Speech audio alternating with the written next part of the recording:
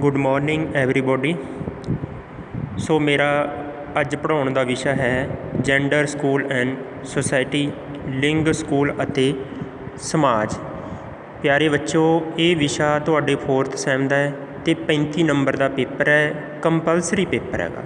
सो इस पेपर के बारे असीं अज विचार चर्चा करांगे।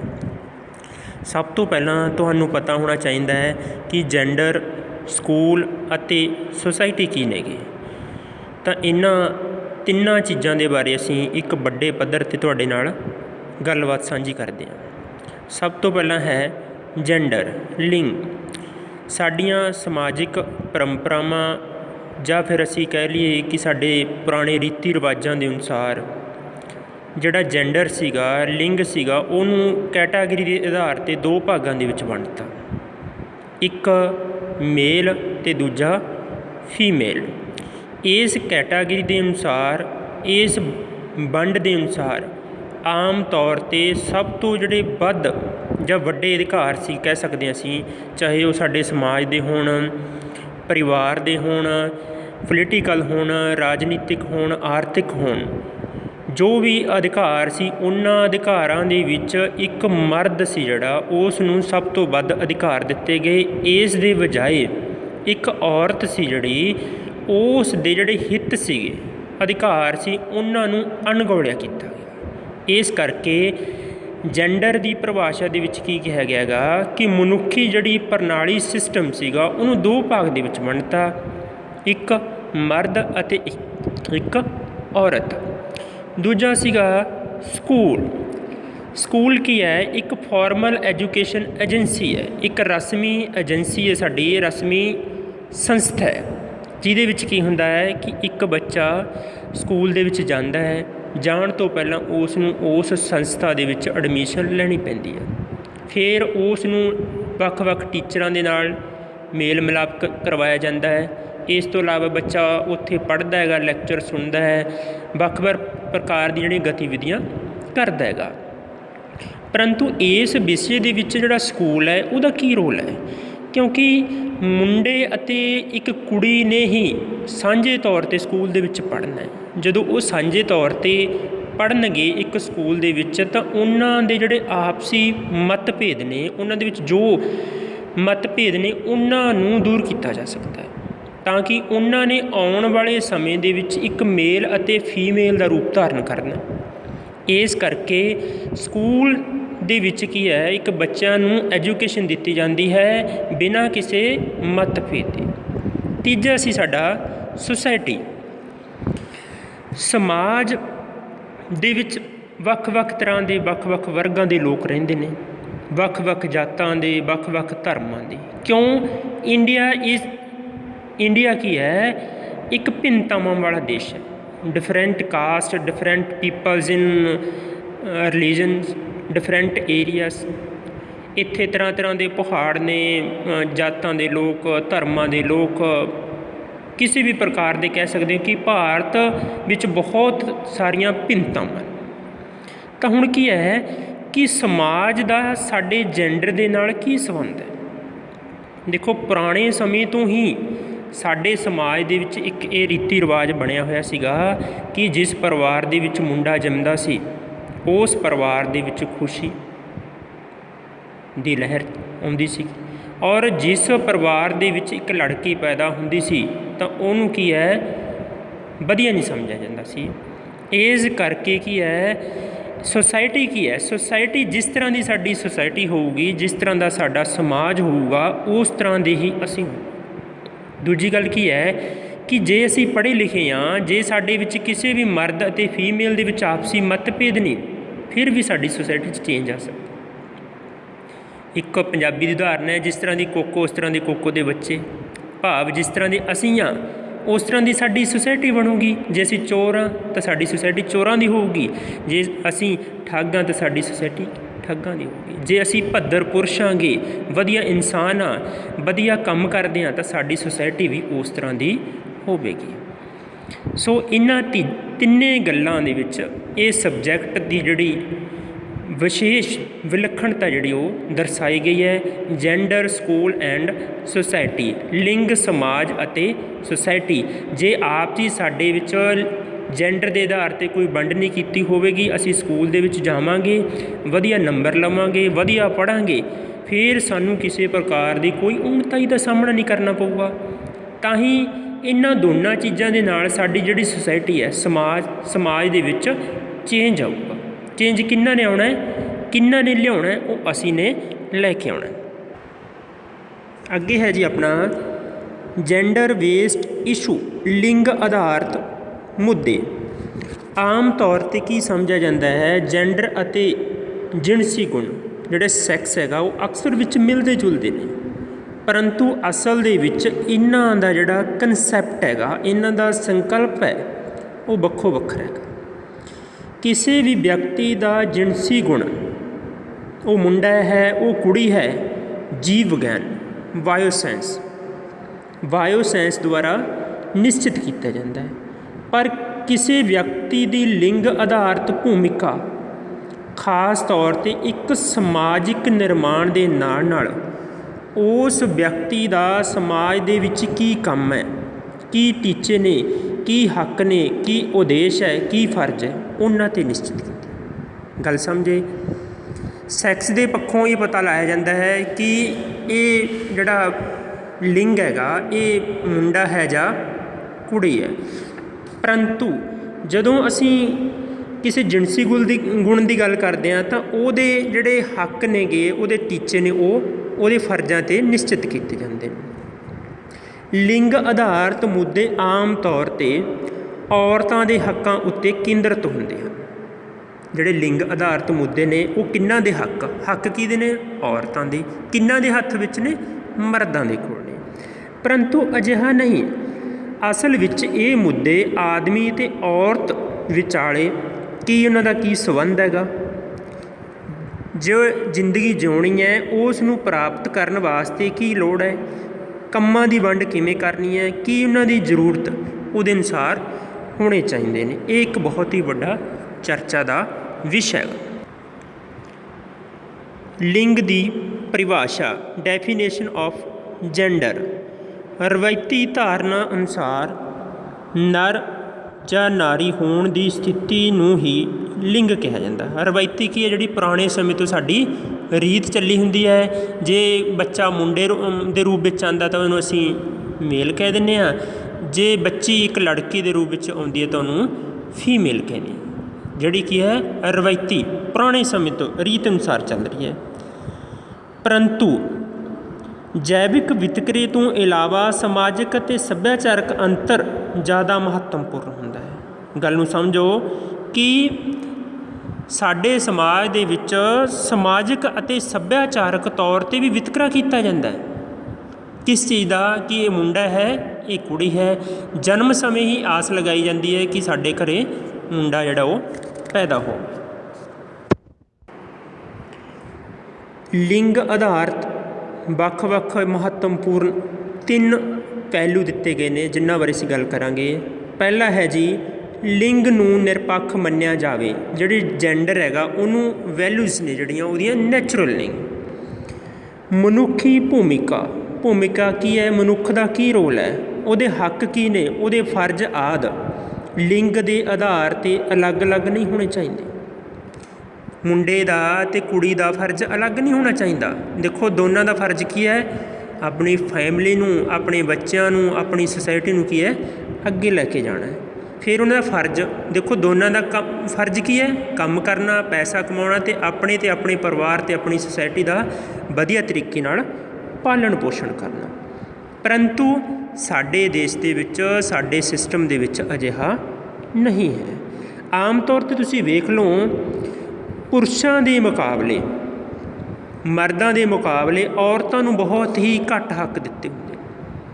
ਆਮ ਤੌਰ 'ਤੇ ਕੀ ਹੈ ਕਿ ਮਰਦ ਬਾਹਰ ਜਾਊਗਾ, ਕੰਮ ਕਰਕੇ ਆਊਗਾ, ਪੈਸਾ ਕਮਾ ਕੇ ਲਿਆਊਗਾ, ਪਰੰਤੂ ਇਸ ਦੇ ਬਜਾਏ ਔਰਤਾਂ ਕੀ ਨੇ?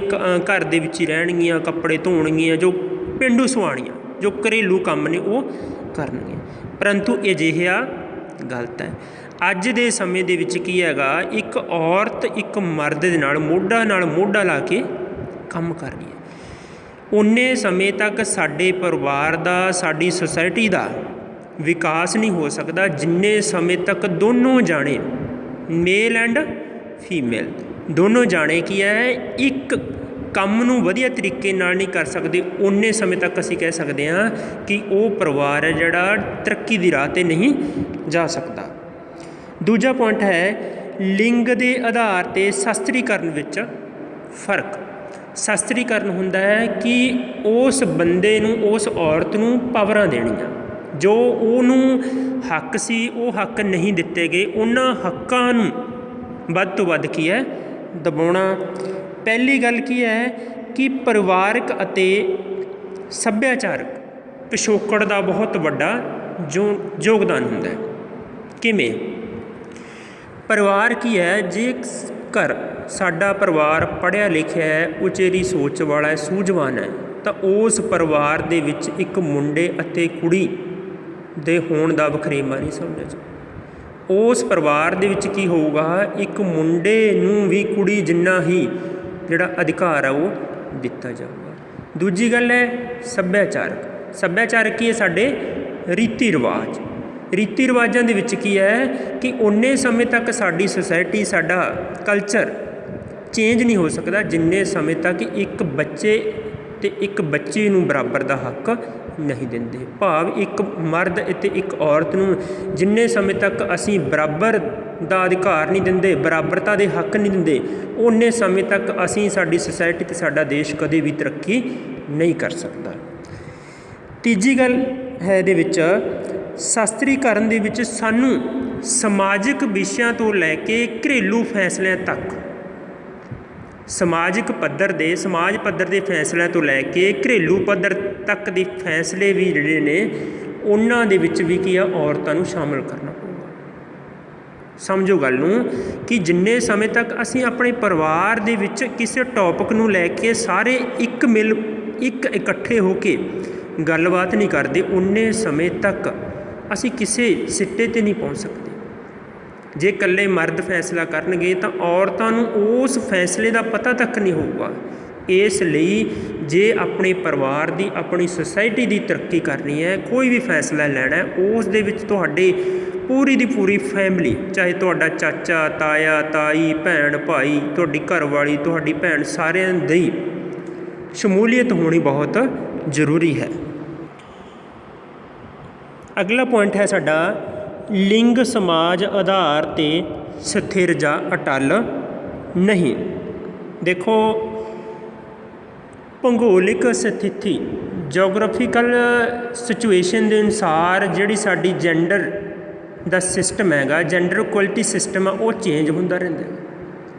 ਜੇਕਰ ਅਸੀਂ ਪੜ੍ਹੇ ਲਿਖੇ ਵਿਕਾਸਸ਼ੀਲ ਦੇਸ਼ ਜਾਂ ਡਿਵੈਲਪਿੰਗ ਕੰਟਰੀਆਂ ਦੀ ਗੱਲ ਕਰੀਏ ਤਾਂ ਉੱਥੇ ਕੀ ਹੈ, ਇੱਕ ਮੇਲ ਅਤੇ ਫੀਮੇਲ ਦੇ ਵਿੱਚ ਕੋਈ ਡਿਫਰੈਂਟ ਨਹੀਂ, ਚਾਹੇ ਉਹ ਕੰਮ ਦਾ ਹੋਵੇ, ਕਿਸੇ ਵੀ ਕਿਸਮ ਦਾ।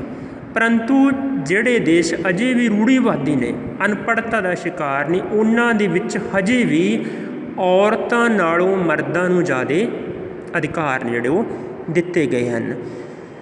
ਇਸ ਕਰਕੇ ਸਾਨੂੰ ਕੀ ਹੈ, ਇੱਕ ਪੜ੍ਹੇ ਲਿਖੇ ਦੇਸ਼ ਜਿਹੜੇ ਡਿਵੈਲਪਮੈਂਟ ਹੋ ਚੁੱਕੇ ਨੇ, ਉਹਨਾਂ ਦੇ ਦਿਸ਼ਾ ਨਿਰਦੇਸ਼, ਉਹਨਾਂ ਦੀਆਂ ਸੋਚਾਂ ਦੇ ਅਨੁਸਾਰ ਆਪਣੀ ਜ਼ਿੰਦਗੀ, ਆਪਣਾ ਫੈਮਿਲੀ, ਆਪਣੀ ਸੁਸਾਇਟੀ ਨੂੰ ਬਤੀਤ ਕਰਨਾ ਚਾਹੀਦਾ। ਤਾਂ ਹੀ ਸਾਡੀ ਸਿਸਟਮ ਦੇ ਵਿੱਚ ਕੁਝ ਨਾ ਕੁਝ ਚੇਂਜ ਆ ਸਕਦਾ ਹੈ। ਮੈਂ ਤੁਹਾਨੂੰ ਇੱਕ ਗੱਲ ਹੋਰ ਵੀ ਕਹਿਣਾ ਚਾਹੁੰਦਾ ਕਿ ਪੁਰਾਣੇ ਸਮੇਂ ਤੋਂ ਲੈ ਕੇ ਅੱਜ ਦੇ ਸਮੇਂ ਤੱਕ ਜੇਕਰ ਔਰਤ ਦੀ ਸਥਿਤੀ ਦੇਖੀ ਜਾਵੇ ਤਾਂ ਉਸ ਦੇ ਵਿੱਚ ਤੁਸੀਂ ਕਹਿ ਸਕਦੇ ਹੋ ਕਿ ਬਹੁਤ ਵੱਡੇ ਪੱਧਰ 'ਤੇ ਇੱਕ ਵੱਡਾ ਚੇਂਜ ਆਏਗਾ। ਕਿਵੇਂ? ਪੁਰਾਣੇ ਸਮੇਂ ਦੇ ਵਿੱਚ ਬਹੁਤ ਸਾਰੀਆਂ ਪ੍ਰਥਾਵਾਂ ਸੀ ਜਿਹੜੀਆਂ ਔਰਤਾਂ ਦੇ ਉੱਪਰ ਥੋਪੀਆਂ ਗਈਆਂ ਸੀ। ਦਾਜ ਪ੍ਰਥਾ, ਦਹੇਜ ਪ੍ਰਥਾ, ਪਰਦਾ ਪ੍ਰਥਾ, ਸਤੀ ਪ੍ਰਥਾ, ਕੁੜੀਆਂ ਦਾ, ਔਰਤਾਂ ਦਾ ਘਰ ਵਿੱਚ ਰਹਿਣਾ, ਘੁੰਡ ਨਾਲ ਆਪਣਾ ਫੇਸ ਢੱਕ ਕੇ ਰੱਖਣਾ।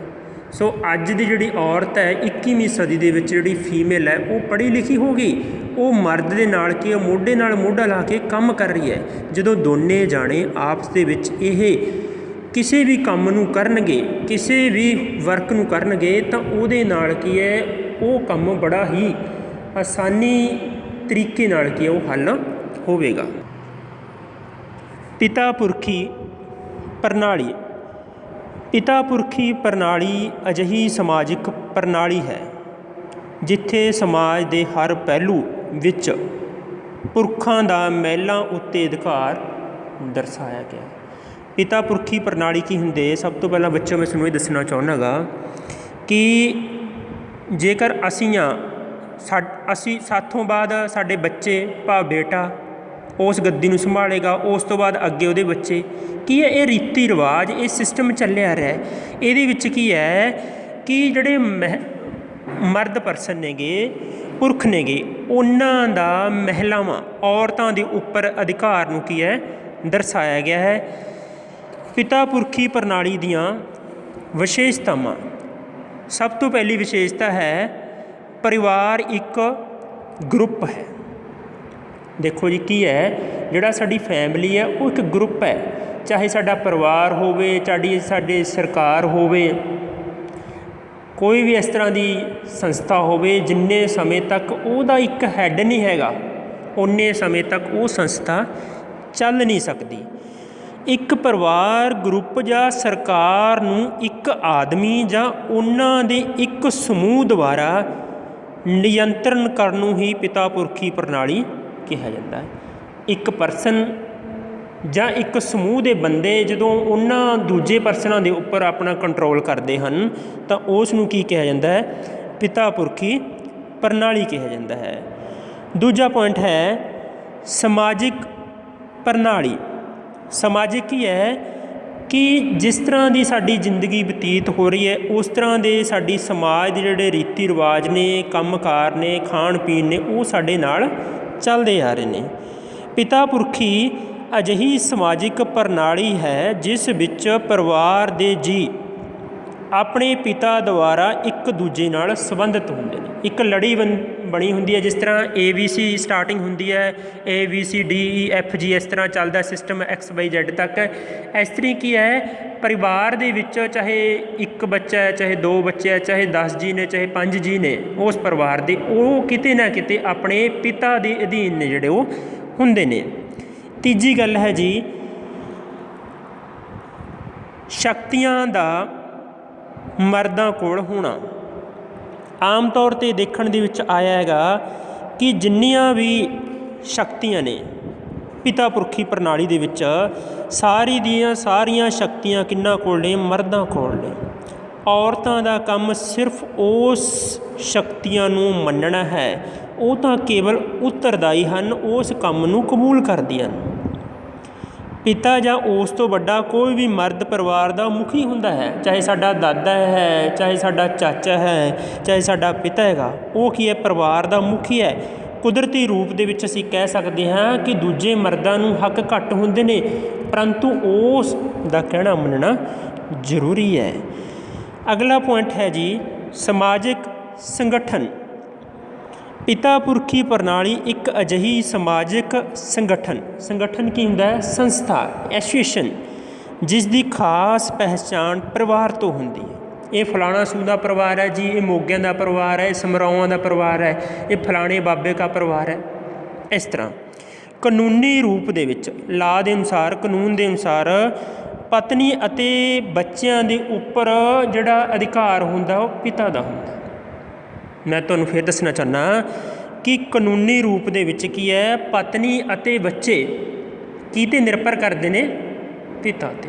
ਵੀ ਆਪਣਾ ਆਪਣਾ ਬਾਪ ਕਮਾ ਕੇ ਲਿਆਊਗਾ ਅਤੇ ਆਪਾਂ ਖਾਵਾਂਗੇ, ਪਰੰਤੂ ਅਜੋਕਾ ਸਮਾਂ ਜਿਹੜਾ 21ਵੀਂ ਸਦੀ ਹੈ ਇਸ ਦੇ ਵਿੱਚ ਅਜਿਹਾ ਨਹੀਂ, ਕਿਉਂਕਿ ਜੇਕਰ ਅਸੀਂ ਸਾਰੇ ਵਧੀਆ ਤਰੀਕੇ ਨਾਲ ਕੰਮ ਕਰਾਂਗੇ ਤਾਂ ਵਧੀਆ ਤਰੀਕੇ ਨਾਲ ਹੀ ਆਪਣੀ ਜ਼ਿੰਦਗੀ ਜਿਹੜੀ ਉਹ ਬਤੀਤ ਕਰਾਂਗੇ। ਇਹ ਉੱਤਰਦਾਇਕਤਾ ਹਰ ਮਰਦ ਨੂੰ ਵਿਰਾਸਤ ਵਿੱਚ ਮਿਲਦੀ ਹੈ। ਪਿਤਾ ਪੁਰਖੀ ਭਾਵ ਕੀ ਹੈ ਕਿ ਇਸ ਤੋਂ ਬਾਅਦ ਜਿਹੜਾ ਲੜਕਾ ਹੁੰਦਾ ਉਹਨੂੰ ਪੱਗ ਫੜਾ ਦਿੱਤੀ ਜਾਂਦੀ ਹੈ ਪਰਿਵਾਰ ਦੀ ਕਿ ਅੱਜ ਤੋਂ ਬਾਅਦ ਇਹ ਮੋਢੀ ਹੈਗਾ। ਇਹ ਸਿਸਟਮ ਹੈ ਜਿਹੜਾ ਉਹ ਚੱਲਦਾ ਹੈਗਾ। ਪਿਤਾ ਪੁਰਖੀ ਪ੍ਰਣਾਲੀ ਦੀਆਂ ਵਿਸ਼ੇਸ਼ਤਾਵਾਂ। ਪਿਤਾ ਪੁਰਖੀ ਪ੍ਰਣਾਲੀ ਦੀ ਕੀ ਵਿਸ਼ੇਸ਼ਤਾ ਅਸੀਂ ਉਹਨਾਂ ਬਾਰੇ ਦੱਸਾਂਗੇ। ਪਹਿਲਾ ਪੁਆਇੰਟ ਹੈ ਜੀ ਮਰਦ ਦਬਦਬਾ। ਪਿਤਾ ਪੁਰਖੀ ਪ੍ਰਣਾਲੀ ਵਿੱਚ ਮਰਦ ਨੂੰ ਹੀ ਕਾਬਲ ਮੰਨਿਆ ਹੈ। ਕਿਉਂ? क्योंकि वो ताकतवर है, जोशीला हैगा, वो बाहर अंदर जा सकता है? नहीं। सारे दे सारे फैसले चाहे वो परिवार दे होण, चाहे समाज दे होण, किसी भी तरह दे होण, वो केवल मर्द नूं हक है कि भाई तू फैसला लै सकदा है और तेरा फैसला अटल है, जिहड़ी तैं कहती वो सच्चाई है, तेरे फैसले नूं मोड़िया नहीं जा सकता। दूजा पॉइंट है मर्दानगी एक पहचान है, आइडेंटिफिकेशन है मेल दी। देखो ਇਹਦੇ ਵਿੱਚ ਕੀ ਹੈ डिफरेंस है, एक औरत ਅਤੇ एक ਜਿਹੜੀ मर्द हैगा ਉਹਦੇ ਵਿੱਚ ਸਰੀਰਕ ਬਣਤਰ ਇੱਕ ਦੂਜੇ ਨਾਲੋਂ ਕੀ ਹੈ ਵੱਖੋ ਵੱਖਰੀ ਹੈ। आम तौर पर की हुंदा है कि मर्द ज़्यादा ताकतवर, मजबूती, जोर अजमाइश वाले मुकाबले के गुणों नाल भरपूर हुंदे ने। ये सारे गुण भी एक पिता पुरखी प्रणाली नूं दर्शाउंदे ने। तीजा है जी मर्द केंद्र वजों, मर्द एक केंद्र वजों पिता पुरखी प्रणाली विच समाज नूं जेकर असीं अगे वधाउणा है, समाज नूं अगे लैके जाना है, परिवार नूं अगे लैके जाना है, तो उस दे विच एक आदमी का एक मेल का बहुत बड़ा रोल मन्निया जाता है। आदमी सारियां शक्तियां अपने कोल रखता है तो सारियां शक्तियां का नायक राजा वो आप हुंदा हैगा। पॉइंट नंबर 4 समाज अते परिवार नूं नियंत्रण करन दी अपनी इच्छा। हरेक इंसान, हरेक मर्द की, हरेक पिता की ये इच्छा होंदी है कि वो समाज दे विच अपनी तरीके नाल आप काम करे, और इत्थों तक भी उहदा ये इच्छा होंदी है कि मेरा पैसे अते जो भी मैं फैसले लैणे ने उन्हां दे उपर मेरा कंट्रोल आपदा होना जरूरी है। पॉइंट नंबर 5 औरतां खिलाफ वितकरे। देखो तुहानूं पता ही है कि जेकर जनसंख्या के पक्षों देखा जाए तो भारत दुनिया का बहुत बड़ा देश है। 3029 मिलियन स्क्वेयर किलोमीटर जिहड़ा इहदा एरिए च फैलिया होया है। एक प्रांत जो खत्म होंदा तो दूजा प्रांत, भाव एक स्टेट की हद खत्म होंदी है तो दूजे स्टेट की हद जिहड़ी वो खत्म हो जाती है। जो एक स्टेट की जी हद खत्म होंदी है, जिस तरह का उस स्टेट के रीति रिवाज, खाण पीण, पहरावा होंदा है, अगले स्टेट के जाके वो चेंज हो जाता है। मैं तुहानूं दसदा पंजाब दे विच की है, साडा खाना पीना बड़ा ही मनोरंजन वाला है, बड़ा ताकतवर है, बड़ा गुणशुद्ध है। परंतु जदों असीं हरियाणे दे विच एंटर होंदे आ तो उत्थे उन्हां दा रहन सहन साडे नालों अलग है, कपड़े पाउण दा तरीका, रहन सहन दा, खाण पीण दा। इस करके की है कि साडियां औरतां दे खिलाफ वितकरा उन्ने समय तक नहीं हल हो सकदा, उन्ने समय तक नहीं रुक सकदा जिन्ने समय तक साडे की हैगा ये प्रांत अपने पद्धर ते कोई जां स्टेट अपने पद्धर ते कोई फैसला नहीं लैंदे। मैं तुहानूं कुछ उदाहरण दिना, जिवें केरल दे विच नायर परिवार है, नायर परिवार हैगा, मराठा परिवार महाराष्ट्र दे विच है, बंगाल दे विच बंगाली परिवार है। इत्थे अज भी औरत प्रधान परिवार है, जिथे की है मर्दां दी बजाए सब तो वध शक्तियां औरतां नूं दित्तियां। ये 3 स्टेट ने, एक केरल है, केरल दे विच नायर, मराठा दे विच महाराष्ट्र दे विच मराठा परिवार, बंगाल दे विच बंगाली परिवार है, जिथे अज भी औरतां नूं ज़्यादा शक्तियां, औरतां नूं ज़्यादा हक दिते हुए हैं। कुछ औरतां, कुछ महिलावां दे नाल जिहड़े भेदभाव हुंदे ने उन्हां दा बहुत वड्डे पੱਧਰ ते सामना करना पैंदा है, जिन्हां बारे असीं गल करांगे कि हेठ लिखे ਜਾਂ इस तरीके अनुसार एक औरत नूं अपने जन्म तो लैके मरण तक किहड़े-किहड़े वितकरिਆਂ ਦਾ सामना करना पैंदा है। पहला पॉइंट है महिलावां खिलाफ वितकरा जन्म तो बाद एक बाल के तौर पर, ਜਦੋਂ ਬੱਚਾ पैदा हो गया, कुड़ी पैदा हो गई, ਉਹਦੀ ਵਿਤਕਰਾ शुरू हो गया। ਭਾਰਤ ਇੱਕ ਅਜਿਹਾ ਦੇਸ਼ ਹੈ ਜਿੱਥੇ ਕੀ ਹੈਗਾ ਲਿੰਗ ਅਨੁਪਾਤ 105 ਮੁੰਡਿਆਂ ਦੇ ਮਗਰ 100 ਕੁੜੀਆਂ ਨੇ, ਭਾਵ 5 ਮੁੰਡੇ ਕੀ ਹੈ ਛੜੇ ਰਹਿਣਗੇ।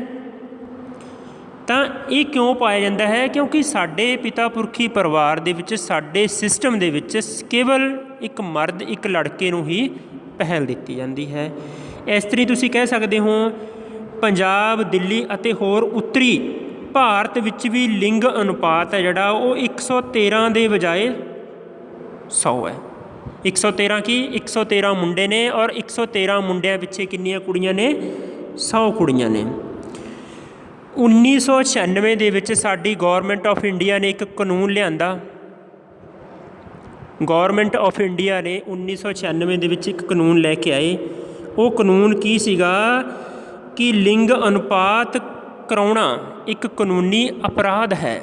ਜੇ ਕੋਈ ਬੰਦਾ ਇਹ ਪਤਾ ਲਾਉਂਦਾ ਹੈਗਾ ਡਾਕਟਰਾਂ ਤੋਂ ਕਿ ਇੱਕ ਔਰਤ ਦੇ ਪੇਟ ਦੇ ਵਿੱਚ ਜੋ ਬੱਚਾ ਪਲ ਰਿਹਾ ਹੈ ਉਹ ਮੁੰਡਾ ਹੈ ਜਾਂ ਕੁੜੀ ਹੈ, ਤਾਂ ਉਹਨੂੰ ਕੀ ਹੈ? ਅਪਰਾਧ ਮੰਨਿਆ ਗਿਆ। ਪਰੰਤੂ ਕੁਝ ਫੈਸਲੇ ਨੇ, ਕੁਝ ਦਿਸ਼ਾ ਨਿਰਦੇਸ਼ ਨੇ, ਕੁਝ ਮਸਲੇ ਨੇ ਜਿਨ੍ਹਾਂ 'ਤੇ ਅਸੀਂ ਗਰਭਪਾਤ ਟੈਸਟ ਕਰਾ ਸਕਦੇ ਹਾਂ। ਉਹ ਕਿਹੜੇ ਨੇ?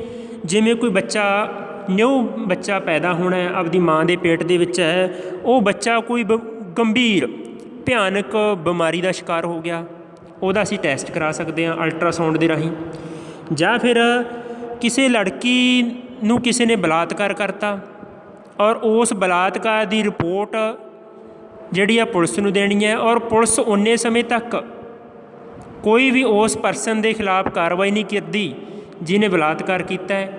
ਤਾਂ ਇਸ ਕਰਕੇ ਕੀ ਹੈ? ਲਿੰਗ ਅਨੁਪਾਤ ਟੈਸਟ ਕਰਾਉਣਾ ਪਊਗਾ। ਇਸ ਤੋਂ ਬਗੈਰ ਤੀਜੀ ਸਾਡੇ ਕੋਲ ਕੋਈ ਆਪਸ਼ਨ ਨਹੀਂ। ਦੇਖੋ ਮੈਂ ਫਿਰ ਦੱਸਦਾ, 1996 ਦੇ ਵਿੱਚ ਭਾਰਤ ਸਰਕਾਰ ਨੇ ਲਿੰਗ ਅਨੁਪਾਤ ਟੈਸਟ ਨੂੰ ਕਿਉਂ ਬੰਦ ਕੀਤਾ ਸੀਗਾ? ਕਿਉਂਕਿ ਬਹੁਤ ਸਾਰੇ ਪਰਿਵਾਰਾਂ ਦੇ ਵਿੱਚ ਇਹ ਸਿਸਟਮ ਚੱਲ ਪਿਆ ਸੀ। ਜੇ ਮਾਂ ਦੀ ਕੁੱਖ ਦੇ ਵਿੱਚ ਮੁੰਡਾ ਹੁੰਦਾ ਸੀ ਤਾਂ ਰੱਖ ਲਿਆ ਜਾਂਦਾ ਸੀ, ਜੇ ਮਾਂ ਦੀ ਕੁੱਖ ਦੇ ਵਿੱਚ ਕੁੜੀ ਹੁੰਦੀ ਸੀ ਤਾਂ ਉਹਨੂੰ ਤੁਰੰਤ ਹੀ ਮਰਵਾ ਦਿੱਤਾ ਜਾਂਦਾ ਸੀ, ਅਬੋਰਸ਼ਨ ਕਰਵਾ ਦਿੱਤਾ ਜਾਂਦਾ ਸੀ।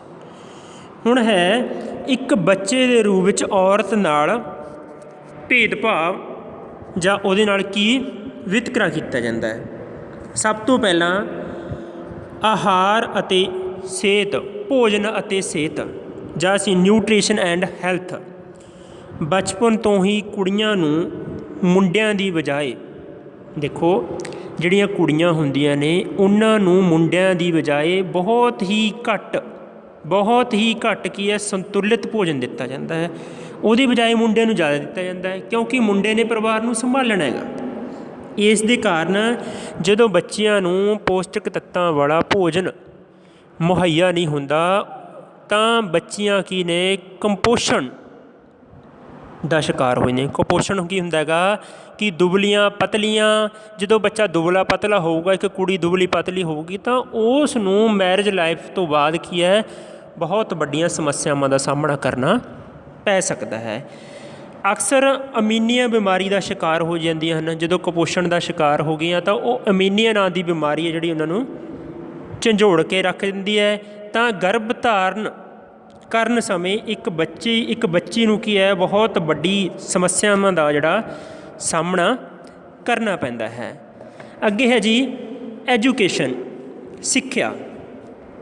ਭਾਰਤ ਦੇ ਸੰਵਿਧਾਨ ਦੇ ਅਨੁਸਾਰ ਮੁੰਡੇ ਅਤੇ ਕੁੜੀਆਂ, ਚਾਹੇ ਮੁੰਡਾ ਹੈ ਚਾਹੇ ਕੁੜੀ ਹੈ, ਉਹਦੀ ਉਮਰ 14 ਸਾਲ ਦੀ ਹੈ, 14 ਸਾਲ ਤੋਂ ਘੱਟ ਹੈਗੀ ਤਾਂ ਉਹਨੂੰ ਮੁਫਤ ਐਜੂਕੇਸ਼ਨ ਦੇਣੀ ਹੈ। ਪਰ ਇਹ ਕੋਈ ਵਿਆਪਕ ਤੌਰ 'ਤੇ ਅਸੀਂ ਕਹਿ ਸਕਦੇ ਹਾਂ ਕਿ ਵੱਡਾ ਉਪਰਾਲਾ ਨਹੀਂ। ਇੱਥੇ ਘਰੇਲੂ ਕੰਮਾਂ ਦੇ ਵਿੱਚ ਜ਼ਿਆਦਾਤਰ ਕੁੜੀਆਂ ਨੂੰ ਹਿਲਾਇਆ ਜਾਂਦਾ ਹੈਗਾ। ਇਸ ਤੋਂ ਇਲਾਵਾ ਮਾਂ ਬਾਪ ਦੀ ਇਹ ਸੋਚ ਹੁੰਦੀ ਹੈ ਕਿ ਕੁੜੀਆਂ ਨੇ ਅਗਲੇ ਘਰ ਜਾਣਾ ਹੈ, ਭਾਵ ਕਿ ਇੱਕ ਹੋਰ ਘਰ, ਵਿਆਹ ਤੋਂ ਬਾਅਦ ਉਹਨੂੰ ਮੁੰਡੇ ਵਾਲੇ ਸਹੁਰੇ ਪਰਿਵਾਰ ਦੇ ਵਿੱਚ ਭੇਜ ਦਿੱਤਾ ਜਾਊਗਾ। ਇਸ ਕਾਰਨ ਮੁੰਡੇ ਨੂੰ ਵੈਲ-ਫਾਈਡ ਐਜੂਕੇਸ਼ਨ, ਵਧੀਆ ਐਜੂਕੇਸ਼ਨ ਪ੍ਰੋਵਾਈਡ ਕਰਵਾਈ ਜਾਂਦੀ ਹੈ ਤਾਂ ਕਿ ਆਉਣ ਵਾਲੇ ਸਮੇਂ ਦੇ ਵਿੱਚ ਇਹ ਸਾਡਾ ਨਾਮ ਰੋਸ਼ਨ ਕਰੇ। ਉਸ ਦੀ ਬਜਾਏ ਕੁੜੀਆਂ ਨੂੰ ਜਿਹੜੀ ਐਜੂਕੇਸ਼ਨ ਉਹ ਕੱਟ ਦਿੱਤੀ ਜਾਂਦੀ ਹੈ। ਇਹੀ ਕਾਰਨ ਸਾਡੀ ਵਿਸ਼ਵ ਭਰ ਦੇ ਵਿੱਚ ਜਿਹੜੀ ਸਾਖਰਤਾ ਹੈ, ਲਿਟਰੇਸੀ ਰੇਟ ਹੈ, ਉਹ ਬਹੁਤ ਗਿਰ ਗਿਆ, ਨੀਚੇ ਆ ਗਿਆ। ਮਹਿਲਾਵਾਂ ਦਾ ਜਿਹੜਾ ਸਾਖਰਤਾ ਦਰ ਹੈਗੀ ਉਹ ਵਿਸ਼ਵ ਭਰ ਦੇ ਵਿੱਚ 54% ਹੈ, 54% ਹੈ। ਅਤੇ ਮਰਦਾਂ ਦੀ ਜਿਹੜੀ ਵਿਸ਼ਵ ਭਰ ਦੇ ਵਿੱਚ ਸਾਖਰਤਾ ਹੈਗੀ, ਲਿਟਰੇਸੀ ਰੇਟ ਆ, ਉਹ 76% ਹੈ। ਇੱਥੋਂ ਤੱਕ ਕਿ ਪਾਕਿਸਤਾਨ ਦੇ ਵਿੱਚ 60%, ਪੇਰੂ ਦੇ ਵਿੱਚ 99% ਅਤੇ ਇੰਡੋਨੇਸ਼ੀਆ ਦੇ ਵਿੱਚ 93%। ਜਿਹੜੀ ਸਾਖਰਤਾ ਉਹ ਮਹਿਲਾਵਾਂ ਨੂੰ ਦਿੱਤੀ ਜਾਂਦੀ ਹੈ, ਪਰੰਤੂ ਭਾਰਤ ਦੇ ਵਿੱਚ 65.46% ਐਜੂਕੇਸ਼ਨ ਹੈ ਜਿਹੜੀ ਉਹ ਦਿੱਤੀ ਜਾਂਦੀ ਹੈ। ਅੱਗੇ ਹੈ ਜੀ ਬਾਲ ਵਿਵਾਹ। ਭਾਰਤ ਸਰਕਾਰ ਦੁਆਰਾ ਬਾਲ ਵਿਵਾਹ ਰੋਕੋ ਐਕਟ 2006 ਦੇ ਵਿੱਚ ਲਿਆਂਦਾ ਗਿਆ ਸੀ। ਇਸ ਐਕਟ ਦੇ ਅਨੁਸਾਰ ਕੀ ਸੀਗਾ ਕਿ 18 ਸਾਲ ਤੋਂ ਘੱਟ ਜਿਹੜੀ ਲੜਕੀ ਦੀ ਉਮਰ ਹੈ ਅਤੇ 21 ਸਾਲ ਤੋਂ ਘੱਟ ਲੜਕੇ ਦੀ ਉਮਰ ਦਾ ਵਿਆਹ ਕਰਨਾ ਅਪਰਾਧ ਮੰਨੋ। ਜੇ ਅਸੀਂ 18 ਸਾਲ ਤੋਂ ਘੱਟ ਬੱਚੀ ਇੱਕ ਕੁੜੀ ਦੀ ਮੈਰਿਜ ਕਰਦੇ ਹਾਂ ਤਾਂ ਉਹਨੂੰ ਕਾਨੂੰਨੀ ਅਪਰਾਧ ਮੰਨਾਂਗੇ।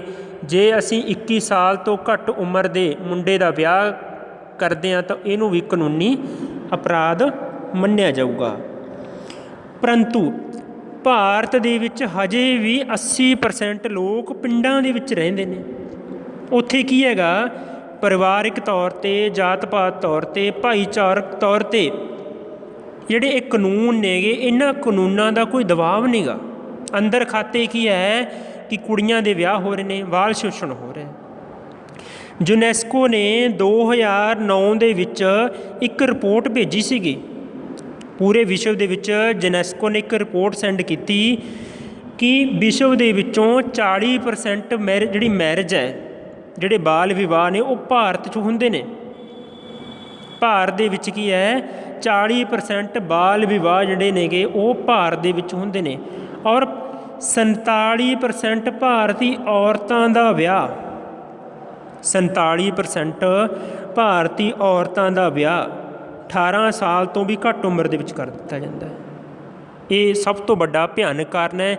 ਜਦੋਂ ਅਸੀਂ ਛੋਟੇ ਬੱਚੇ ਦੀ ਮੈਰਿਜ ਕਰਾਂਗੇ ਤਾਂ ਉਸ ਦੇ ਸਰੀਰਕ ਅੰਗਾਂ ਦਾ ਕਿਸੇ ਵੀ ਤਰ੍ਹਾਂ ਦਾ ਵਿਕਾਸ ਨਹੀਂ ਹੋ ਸਕਦਾ, ਡਿਵੈਲਪਮੈਂਟ ਨਹੀਂ ਹੋ ਸਕਦਾ, ਗਰੋਥ ਨਹੀਂ ਹੋ ਸਕਦੀ। ਜਿੰਨੇ ਸਮੇਂ ਤੱਕ ਇੱਕ ਬੱਚੇ ਦਾ ਗਰੋਥ ਨਹੀਂ ਹੋਵੇਗਾ, ਉਹਦੀ ਡਿਵੈਲਪਮੈਂਟ ਨਹੀਂ ਹੋਵੇਗੀ, ਉਨੇ ਸਮੇਂ ਤੱਕ ਬੱਚਾ ਕਿਸੇ ਵੀ ਨਵੀਂ ਪੀੜ੍ਹੀ ਨੂੰ ਜਨਮ ਨਹੀਂ ਦੇ ਸਕਦਾ। ਤੀਜਾ ਪੁਆਇੰਟ ਸੀ ਸਾਡਾ ਔਰਤਾਂ ਖਿਲਾਫ ਵਿਤਕਰਾ ਵਿਆਹ ਤੋਂ ਬਾਅਦ।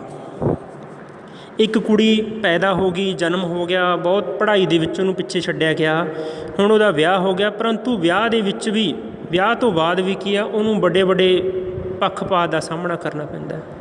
ਆਮ ਤੌਰ 'ਤੇ ਇਹੀ ਸਮਝਿਆ ਜਾਂਦਾ ਹੈ ਕਿ ਇੱਕ ਔਰਤ ਨੂੰ ਜਿਹੜੀ ਹੈ ਉਹ ਮਰਦ ਦੇ ਅਧੀਨ ਹੋਵੇ। ਔਰਤ ਨੂੰ ਸਨਮਾਨ, ਸੁਰੱਖਿਆ ਅਤੇ ਖੁਸ਼ੀ ਦੇਣ ਦਾ ਕਰਤੱਵ ਉਹਦੇ ਪਤੀ ਦਾ, ਉਹਦੇ ਪਰਿਵਾਰ ਦਾ। ਖੁਸ਼ੀ ਵੀ ਉਹ ਦੇਊਗਾ, ਸਨਮਾਨ, ਪੈਸਾ ਸਭ ਇਸ ਦੇਊਗਾ।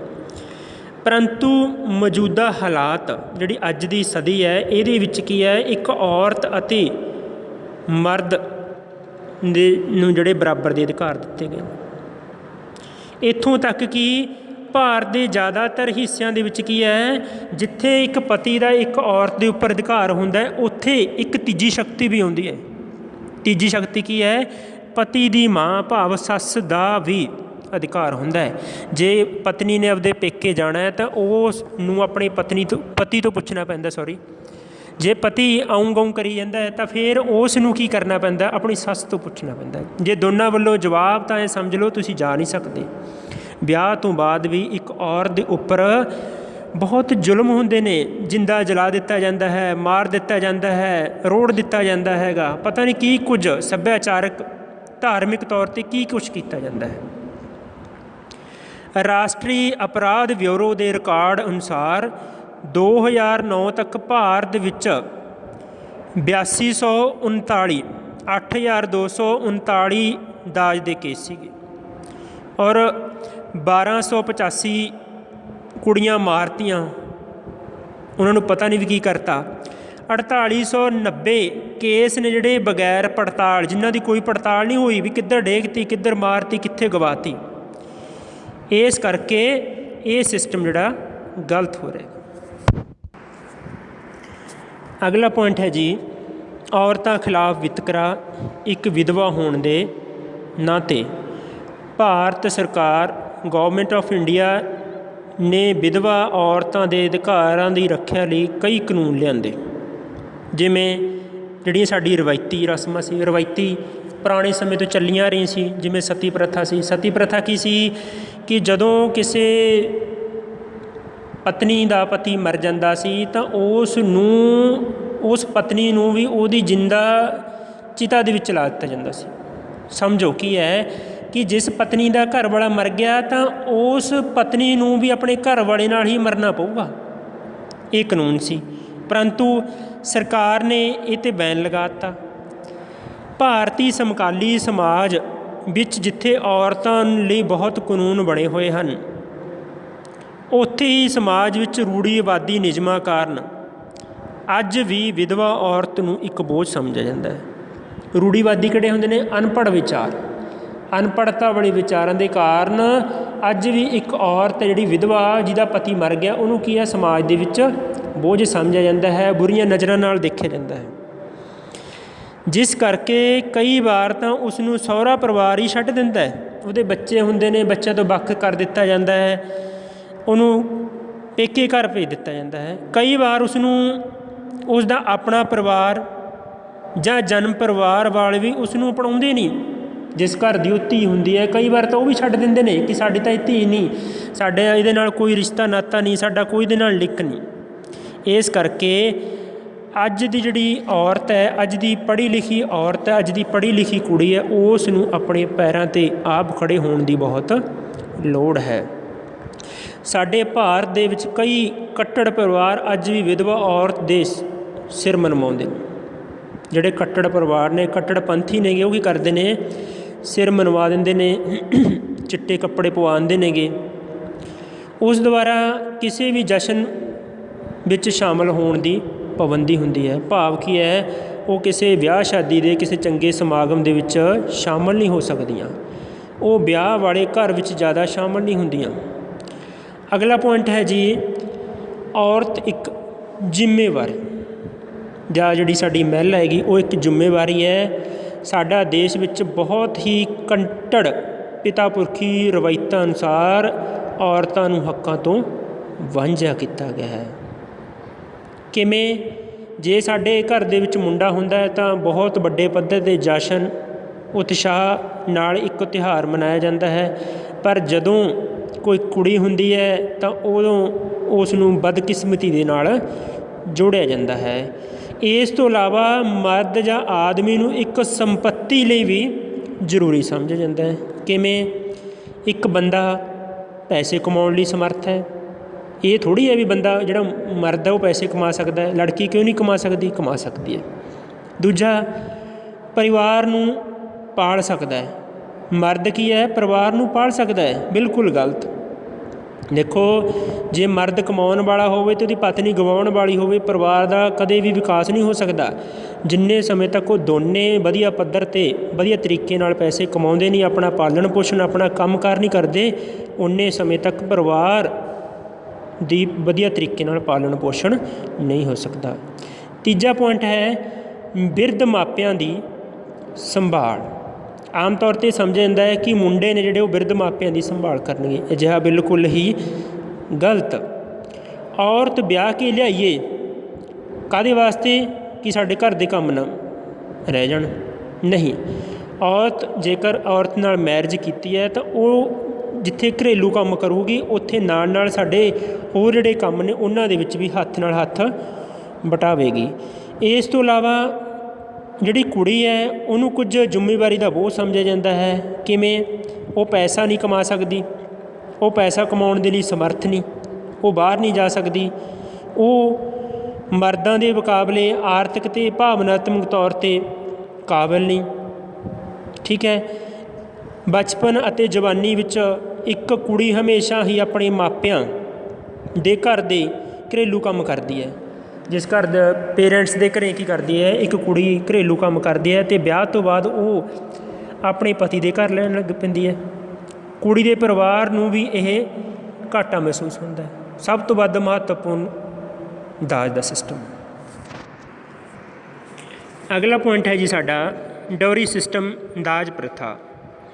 ਔਰਤਾਂ ਦੇ ਖਿਲਾਫ ਜਿੰਨੇ ਵੀ ਭੇਦਭਾਵ, ਜਿੰਨੇ ਵੀ ਜ਼ੁਲਮ ਹੋ ਰਹੇ ਨੇ, ਉਹਨਾਂ ਦੇ ਵਿੱਚੋਂ ਇੱਕ ਦਾਜ ਹੈਗੀ। ਜਦੋਂ ਵੀ ਕਿਸੇ ਕੁੜੀ ਦਾ ਰਿਸ਼ਤਾ ਤੈਅ ਕੀਤਾ ਜਾਂਦਾ ਹੈ ਤਾਂ ਸਭ ਤੋਂ ਪਹਿਲਾਂ ਡਿਮਾਂਡ ਹੈ ਜਿਹੜੀ ਉਹ ਦਾਜ। ਕਿੰਨੇ ਪੈਸੇ ਦਿਓਗੇ, ਕਿੰਨੇ ਪੈਸੇ ਲਓਗੇ, ਕਿੰਨੇ ਤੋਹਫੇ ਲਓਗੇ, ਕਿੰਨੀਆਂ ਛਾਂਪਾਂ ਪਾਓਗੇ, ਇਸ ਗੱਲ ਦੀ ਤੈਅ ਕੀਤਾ ਜਾਂਦਾ ਹੈ।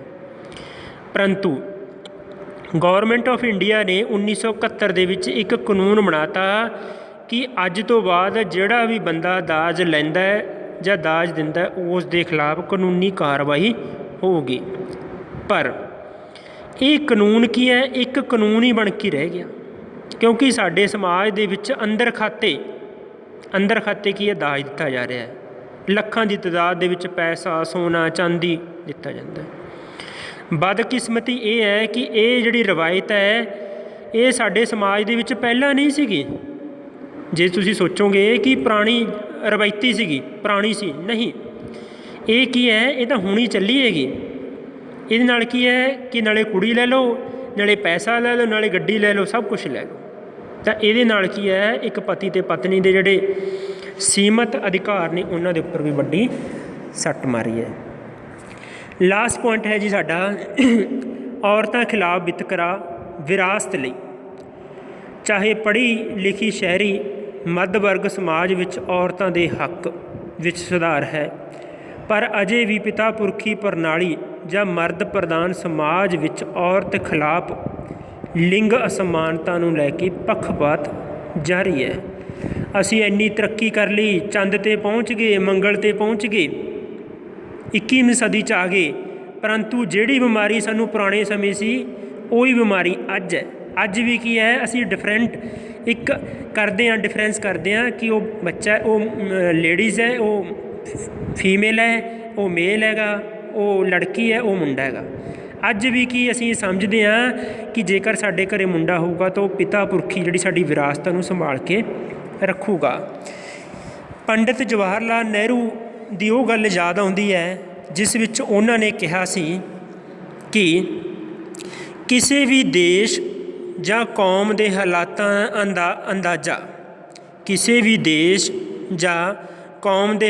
ਦਾ ਅੰਦਾਜ਼ਾ ਉੱਥੋਂ ਦੀਆਂ ਔਰਤਾਂ ਦੀ ਸਥਿਤੀ ਨੂੰ ਵੇਖ ਕੇ ਅਸੀਂ ਲਗਾ ਸਕਦੇ ਹਾਂ। ਭਾਵ ਜਿਹੜੀ ਔਰਤ ਹੈਗੀ, ਉਸ ਦੇਸ਼ ਦੀ ਔਰਤ ਕਿਸ ਤਰ੍ਹਾਂ ਦੀ ਹੈ, ਪੜ੍ਹੀ ਲਿਖੀ ਹੈ, ਸੂਝਵਾਨ ਹੈ, ਤਜਰਬੇਕਾਰ ਹੈ, ਉਸ ਤੋਂ ਅਸੀਂ ਲਗਾ ਸਕਦੇ ਹਾਂ। ਆਧੁਨਿਕ ਸਿਸਟਮ ਦੇ ਵਿੱਚ ਅਸੀਂ ਇੰਨੇ ਵਿਕਸਿਤ ਹੋ ਗਏ, ਪਰੰਤੂ ਇਹ ਜਿਹੜੇ ਸਾਡੇ ਰੂੜੀਵਾਦੀ ਵਿਚਾਰ ਨੇਗੇ, ਇੱਕ ਮਰਦ ਅਤੇ ਔਰਤ ਦੇ ਵਿੱਚ ਜੋ ਵਖਰੇਵੇਂ ਨੇ, ਉਹ ਅੱਜ ਸਾਡੇ ਖਤਮ ਨਹੀਂ ਹੋਏ। ਅਮਰੀਕਾ ਵਰਗੇ ਦੇਸ਼ ਦੇ ਵਿੱਚ ਵੀ ਬਹੁਤ ਸਾਰੀਆਂ ਮਹਿਲਾਵਾਂ ਨੇ ਜਿਹੜੀਆਂ ਕਾਰਜਕਾਰੀ ਅਹੁਦਾ ਤੋਂ ਲੈ ਕੇ ਸੰਗਠਨਾਂ ਦੀਆਂ ਅਗਵਾਈ ਦੇ ਵਿੱਚ ਰੋਲ ਨੂੰ ਬਖੂਬੀ ਨਾਲ ਨਿਭਾ ਰਹੇ ਹਨ। ਇਹਦੇ ਨਾਲ ਹੀ ਅਕਸਰ ਪਰਿਵਾਰ ਅਤੇ ਸਮਾਜ ਦੇ ਫੈਸਲੇ ਲੈਣ ਦਾ ਵੀ ਅਧਿਕਾਰ ਰੱਖਦੀਆਂ ਹਨ। ਜਿੰਨੇ ਫੈਸਲੇ ਨੇਗੇ ਬੜੇ ਪੜ੍ਹੇ ਲਿਖੇ ਡਿਵੈਲਪ ਕੰਟਰੀ ਨੇ, ਉਹਨਾਂ ਦੇ ਵਿੱਚ ਅੱਜ ਵੀ ਔਰਤਾਂ ਕੰਮ ਕਰ ਰਹੀਆਂ ਨੇ।